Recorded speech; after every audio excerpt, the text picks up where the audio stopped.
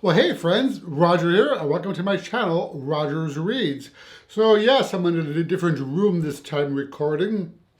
You know, when everybody's home because of the pandemic, we have to make some adjustments to recording schedules. So it actually has been a while since I've recorded. So what I'm doing today is talking about all the books that I read in March. And a lot of them were ebooks, so I don't have a physical copy of them, so I'll just put a cover up on top of the screen.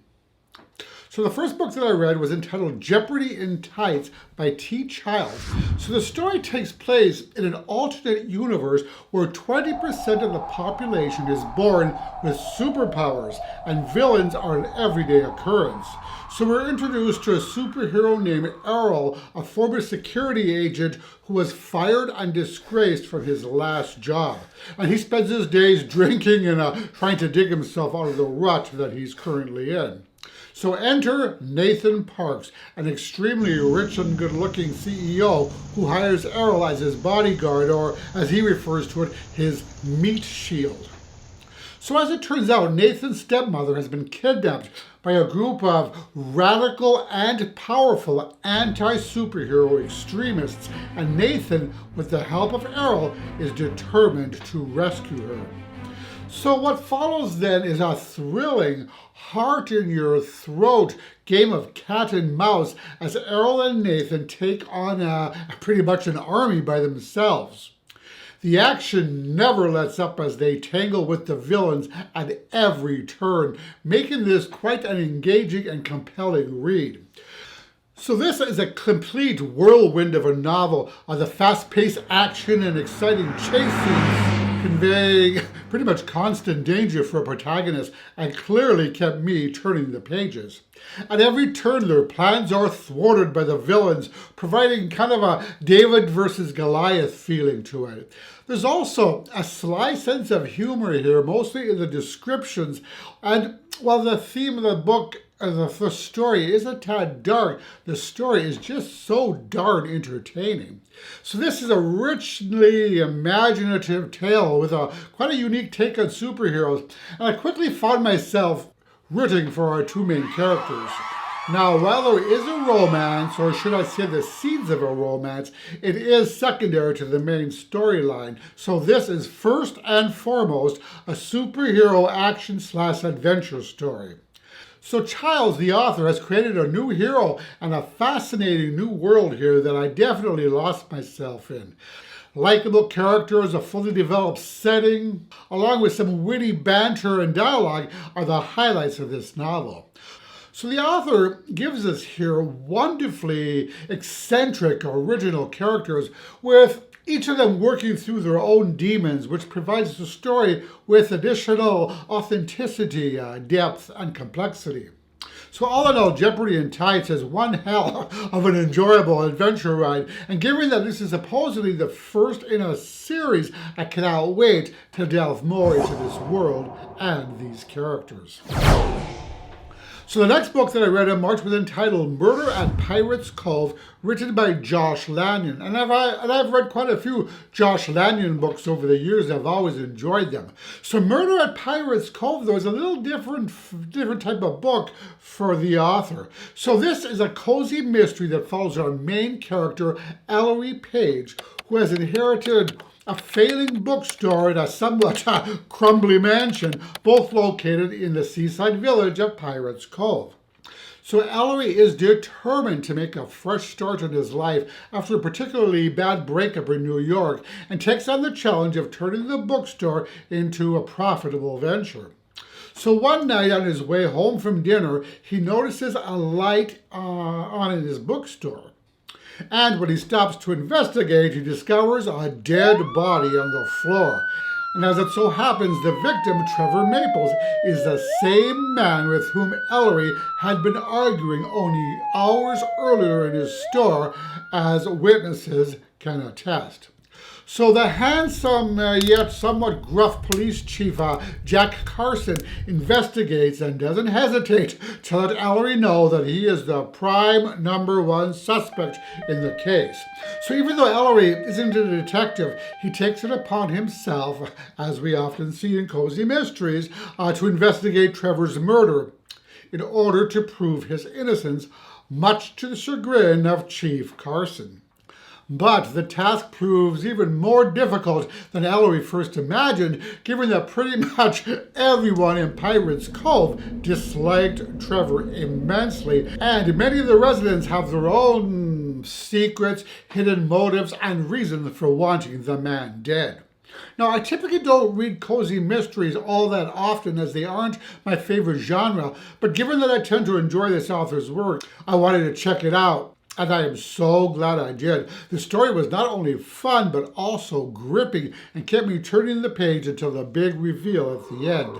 It's populated with delightfully eccentric and zany characters / suspects that made the reading this so much fun. I especially enjoyed Ellery's character and found him to be much more relaxed and less stuffy than some of the other characters in the author's other mysteries. Adrian English comes to mind here. So though certainly impulsive and flawed, I found Ellery to be relatable and endearing as well, and going through the same struggles that many of us are. And I actually found him to be quite a breath of fresh air, as it were.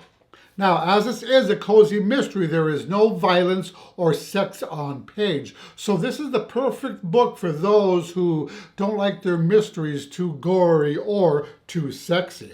And though Lanyon typically writes gay romance novels, you won't find all that much of that here. However, there is a heated energy between Ellery and Jack, hinting at the budding of a potential relationship in future books. But any attraction between the two characters takes a back seat to the main plotline of the murdered Trevor Maples. So, all in all, I found Murder at Pirates Cove to be a delightful, well-crafted mystery that kept me guessing right until the very end. What an unexpected gem this turned out to be. It was so much fun solving this mystery along with Ellery and Jack, and the excellent writing makes for a seamless reading experience. There's just enough tension and drama to bring the story home to a pretty compelling and satisfying conclusion, and I look forward to reading more books in the future in this series. So the next book that I read in March was entitled The Other People by C.J. Tudor. And this is a thriller by the author of The Chalkman, another book that I really loved. And this one follows a man named Gabe who, while driving home one night, sees the face of a little girl appear in the rear window of the car in front of him. Her eyes widen when she sees Gabe and mouths the word Daddy. And Gabe is shocked to realize that the girl is his own little daughter, Izzy. So he was unable to follow the car, so he phones home, and a detective answers the phone and says, "It's about your wife and daughter." Thus begins a 3-year nightmare for Gabe as, day in and day out, he exhaustedly drives up and down the road, endlessly searching for his daughter. Searching for the car that took his daughter, in spite of the fact that the police state that she and his wife are both dead. And we learn later on in the book that at the identification of his dead wife and daughter, Gabe supposedly collapsed, and the task of identifying the bodies was left to Gabe's in-laws, his wife's parents. So in the meantime, we're introduced to a woman named Fran who, along with her daughter Alice, are for some reason on the run and are trying to stay ahead of people who wish them harm. So the narrative is actually told from 3 different viewpoints. First there's Gabe's, then Fran's, and then Katie. And Katie is a night shift waitress at one of the service centers along the motorway. So as the story unravels, we learn that there is a connection between all of these characters and the events of the murder of Gabe's wife and supposedly his daughter. So now as the story unfurls, so do some pretty dark secrets, not only about the night of the murders, but about Gabe's past, a friend's past, and even Katie's. Now, this is one of those books where you can't really say too much without giving anything away, because it's best to go into this without knowing much of anything, which is what I did. I'll just say that Gabe's search led him to a group on the dark web called The Other People. name of the book.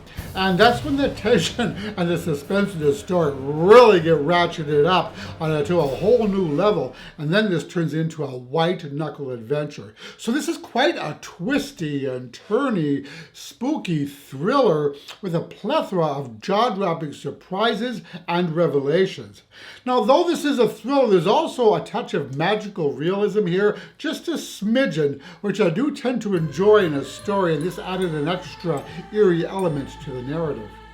I also had so much fun trying to figure out the connection between all the strange characters and the events in the book. I loved how every character has something to hide, and others were a complete enigma, like the Samaritan, Henry, the dodgy father-in-law, and the Sandman.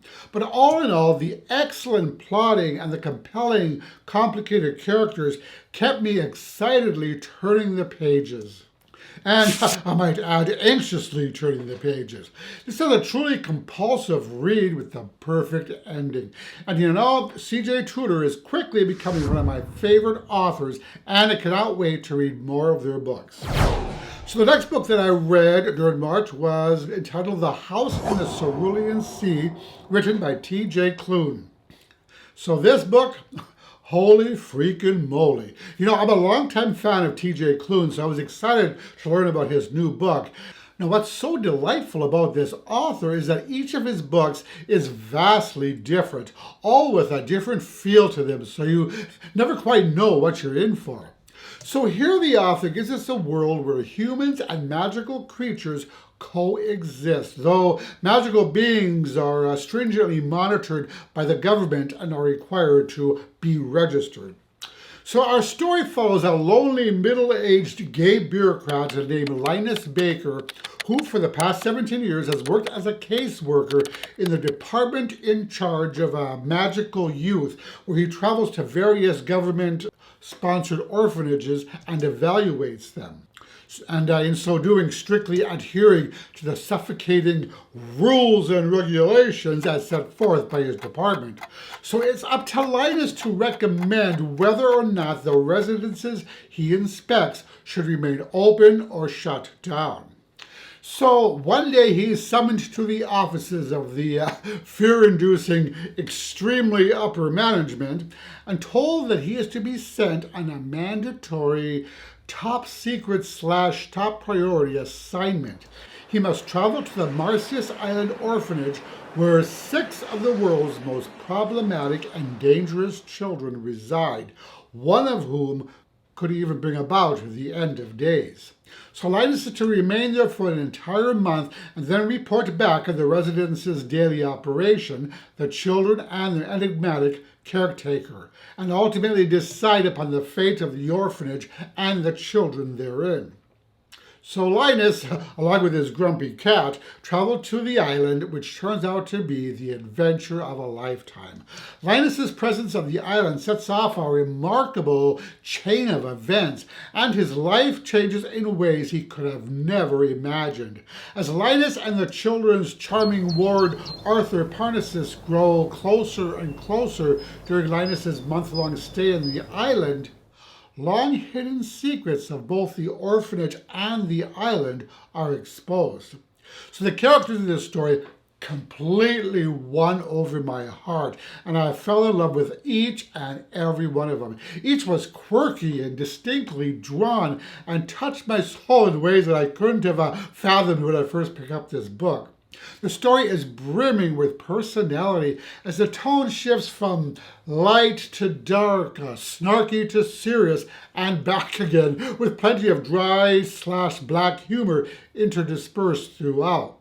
Now, there is a deeper story within these pages as it speaks to the divisiveness of the world that we live in. This book is all about casting off shame and stigma, and the reader should be ready for some definite lump in your throat moments. This charmer of a story is a love letter to anyone who's ever felt out of place, like they don't fit in. And what we end up here with is a moving novel about the deep bonds of family, but not a family born of blood, but rather of a chosen family. And you know, this is one of my favorite themes slash tropes in a book of how the bonds of a family chosen or found can be as strong or even stronger than the family you're born into. And this teaches us to find solace in the special friendships that we forge and to trust those who love us. So the love and respect that each child gives their caretaker and the close-knit relationship each of them has with Arthur was so endearing and sweet. This is an exceptional novel that delves into themes of prejudice, abuse, bullying, being different, tyranny, identity, mob mentality, doing what's right during doing what's expected of you, moving past labels, and finding your true family. You know, this was such an emotive story, and I'm going to admit it moved me to tears several times throughout the book. It was full of laughs, smiles, some misty-eyed moments, excellent banter and dialogue with fantastic LGBTQ representation. Ultimately, this book about magical children hooked me and wormed its way into my heart and mind, and may end up being one of my favorite books of this year. The next book that I read during March was entitled Of Curses and Kisses, written by Sandhya Menon. So this is the first book in a series set at an elite international boarding school. And this is a contemporary spin on the Beauty and the Beast story, and follows Princess Jaya Rao, whose family has been in a centuries-old feud with the Emerson family, the Emerson clan. So when one of the Emersons targets her little sister, Jaya sees red and vows revenge. So when she discovers that Gray Emerson is going to be attending the same boarding school as her, she concocts a plan. So what she's going to do is make Gray fall in love with her so she can break his heart. And we can all guess how this turns out. Now, as for Gray, he's pretty much a loner. He's willingly isolated himself pretty much from everyone at school and everyone in his life. And the main reason for this is that he's the victim of a curse that was placed upon his family by the Rao's family, which is to say, Jaya's grandmother or great-grandmother or grandmother, I think. So what this means is that once he turns 18, he's doomed. So the ice surrounding Gray begins to melt when Jaya enters into his life and puts her plan in progress, though he does have the feeling that something isn't quite right, that she is hiding something. So the question is, can the princess save the beast, or will she utterly destroy it? So I was amazed at how much I love this story, especially as I read some mixed reviews of it. I thought the plot was delightfully clever, and I enjoyed watching the events unfold around our two main characters. I also enjoyed being in both of their heads and witnessing the drama firsthand. And as far as retellings go, and I do enjoy a good retelling, this was a great one. It's an original and modern spin on an old favorite. And the fact that this is an enemies to lovers / hate to love story was an added bonus, because I've mentioned in previous videos that this is one of the tropes that I enjoy. So all in all, the story had an engaging plot with compelling characters, though I will say that some of the characters, especially Jaya, were not always likable, which I think is a reason for some of the mixed reviews of this story. But for me, that's what made this book especially gripping. I do believe this is the first in this series that I will definitely be continuing on with it. So the next book that I read in March was entitled Check Please, and this is by Ngozi Ukazu. And this is actually based on a webcomic by the same name, which I have not yet read, but I fully intend to. So this was a super fun, super sweet graphic novel that follows Bitty, a former figure skating champion and talented pie baker who has just begun his first year on a hockey team. So the fact that he gets physically ill anytime anyone checks him makes being on the hockey team somewhat challenging for Bitty. So you know, it was so much fun watching this story unfold as Bitty slowly wins the hearts of his teammates, and especially that of a particular teammate as well. It also helps that Biddy constantly bakes pies for everyone. I know that would win my heart right over. So it's also worth mentioning that Biddy is a vlogger, so he chronicles everything that happens to him and his team, which was also quite interesting and fun to watch unfold. And you know, I love me a gay hockey romance, and this one is definitely among my list of favorites. This was a lovely coming-of-age story about hockey, hockey bros, and an adorable and heartwarming slow-burn first romance. I enjoyed the art, and I really thought the art was well done in this story, and I enjoyed it, and it was very, very evocative, and the dialogue was just phenomenal. So I will definitely be continuing on with this series, and I do believe that there is one other volume to this, so I'm going to have to check out that and the webcomic as well. And the next book that I read was entitled Silent Sin by E.J. Russell. And this was actually an ARC that I received, and I thought that this was a well-researched story about the silent movie era in Hollywood that was utterly fascinating. So it's 1921, and we're immediately introduced to a young, naive Idaho farm boy named Robinson Crusoe Goodman. Yes, Robinson Crusoe. His mother loved that book, supposedly. But although he goes by Robbie throughout the book. Now, Robbie is running away from something, and what it is exactly that he's running away from is slowly revealed as the plot unfolds. So Robbie escapes to Hollywood and manages to land a job as a chauffeur for actor Martin Brentwood. So the story then alternates between Martin and Robbie's point of view, and we learn that both men are extremely attracted to each other, but given the era, they have to be extremely careful to hide their feelings, as it not only could ruin their careers, but land them in jail. It's important to remember that during this time period, this was a time when being gay had life-threatening consequences, though it still does today in some areas of the world. But this was a time, the 20s, when morality-based censorship and witch hunts occupied first spots in the newspapers. Morality clauses played a prominent part in Hollywood contracts, and queer people were beaten and even killed by the police. But despite the dangers, Robbie and Martin embark on a cautious clandestine relationship, which becomes even more complicated when Robbie is thrust into the limelight of Hollywood and his place in the motion picture world becomes more prominent. It's interesting that during this time period there still wasn't a word for being queer, and instead someone who had gay tendencies was referred to as being in the life.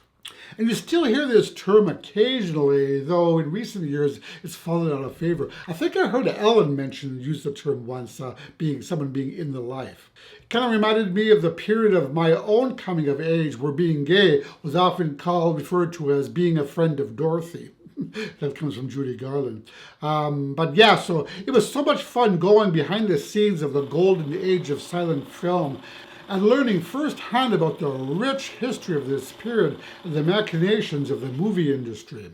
So though our two main characters are fictional, there are many, many elements in the story that are based on actual events and that affected real people, including scandals and tragedies, all of which the author explains in the book's addendum.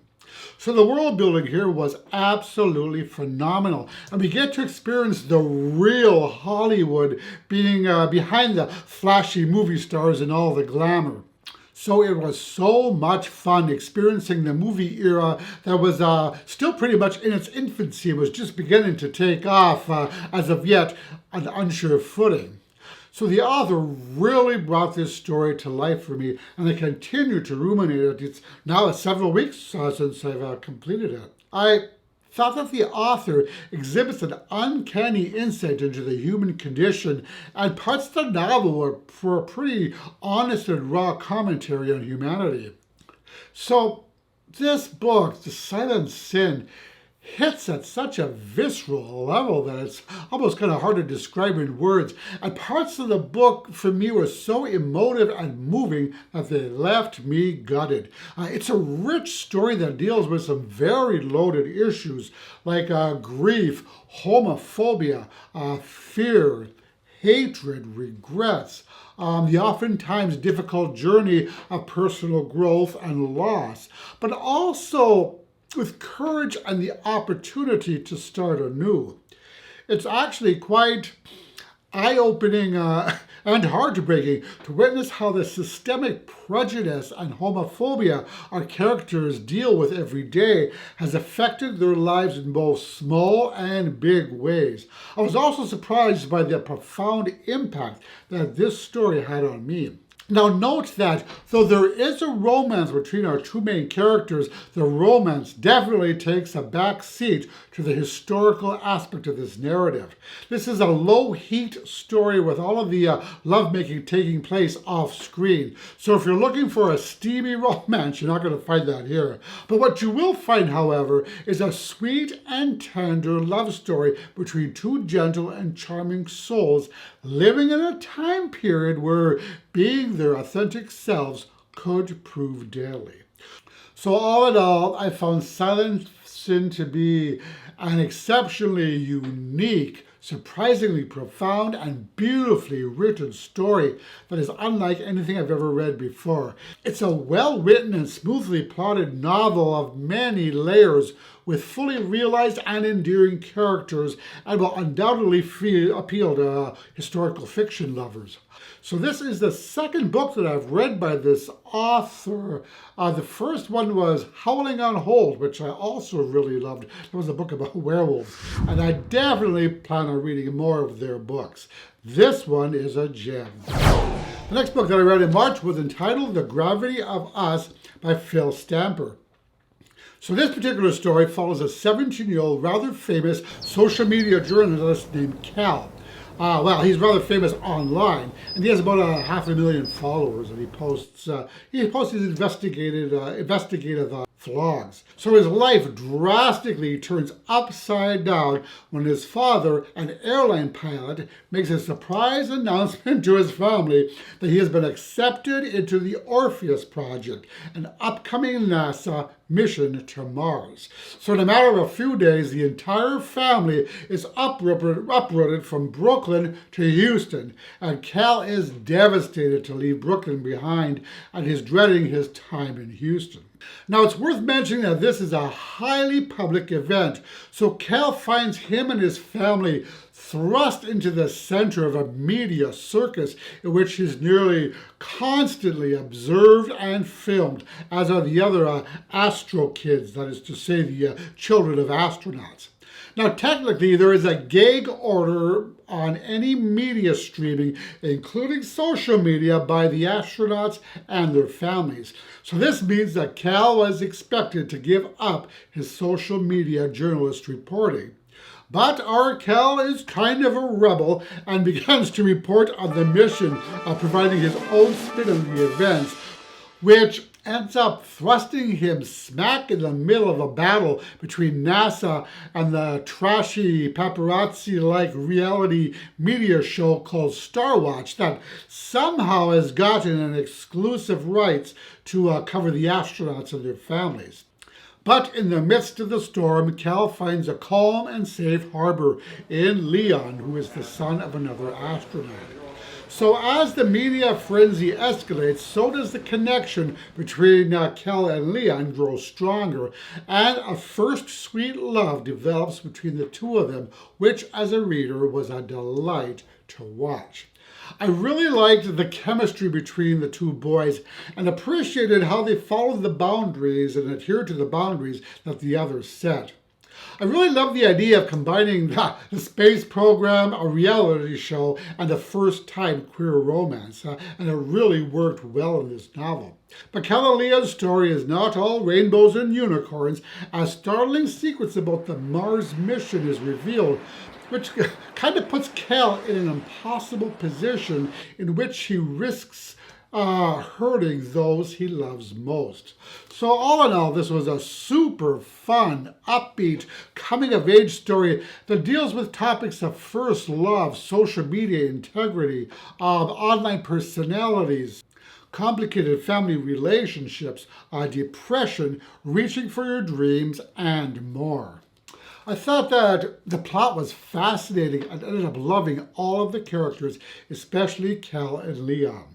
I enjoyed the character's development as Cal matured from a shallow, self-centered kid to a more responsible and empathetic individual, and I really ended up enjoying this book.